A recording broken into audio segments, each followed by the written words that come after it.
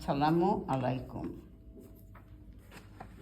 আশা রাখি সবাই ভালো আছেন। আলহামদুলিল্লাহ, আমিও ভালো আছি। আজ ছড়াই ছড়াই শিশু সোপান গ্রন্থখানি থেকে বাংলা ভাষা ব্যবহার করতে যে সাংকেতিক চিহ্নগুলো ব্যবহার করা হয়, এই চিহ্নগুলো বর্ণের কোথায় কোথায় ব্যবহার করা হবে, কোনটি কোথায় ব্যবহার করা হবে। যেমন এখানে ও ও আর এখানে ম। আমি আকার ব্যবহার করব। ওর পরে একটি আকার দিলে আম। তাহলে দেখা গেল নির্দিষ্ট বর্ণ শেষ হলে আকার ব্যবহার করা হয়। নির্দিষ্ট বর্ণ ছিল ও, ওর পরে আকার দিলাম ম, আম। নির্দিষ্ট বর্ণ শেষ হলে আকার ব্যবহার করা হয়, যেমন আম। হর্ষ ইকার কোথায় ব্যবহার করা হবে? এখানে হর্ষ ই তো। নির্দিষ্ট বর্ণের প্রথমে হর্ষ ইকার ব্যবহার করা হবে, যেমন হর্ষ ই, এখানে হর্ষ ইকার ইতি। নির্দিষ্ট বর্ণের প্রথমে হর্ষ ইকার ব্যবহার করা হয়, ইতি।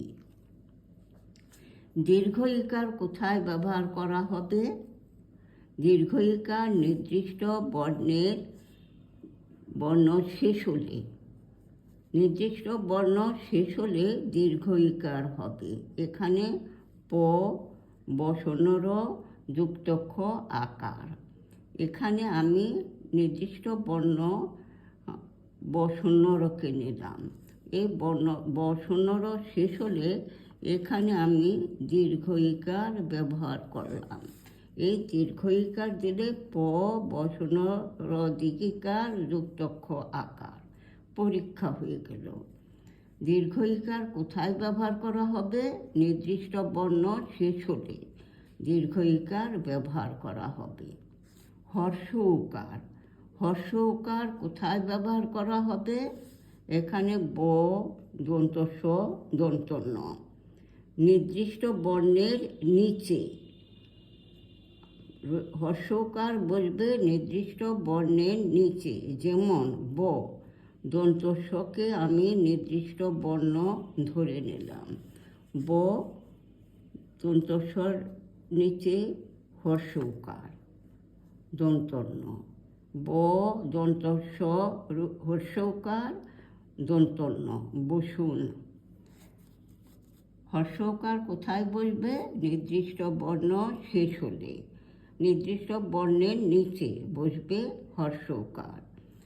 এখন দেখি দীর্ঘ উকার কোথায় ব্যবহার করা হবে? দীর্ঘ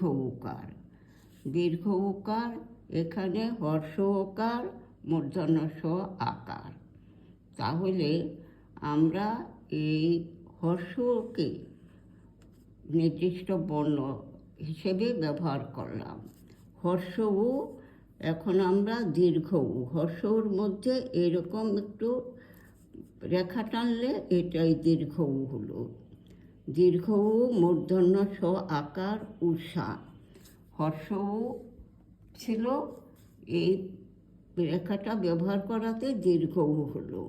দীর্ঘ উ, মূর্ধন্য স, আকার, উষা। এভাবে আমরা সাংকেতিক চিহ্নগুলো ব্যবহার করতে পারি। আজ এ পর্যন্ত। পরবর্তীতে ইনশাল্লাহ নিয়ে আসব নতুন অংশ। ভালো থাকার শুভকামনায় আল্লাহ হাফেজ।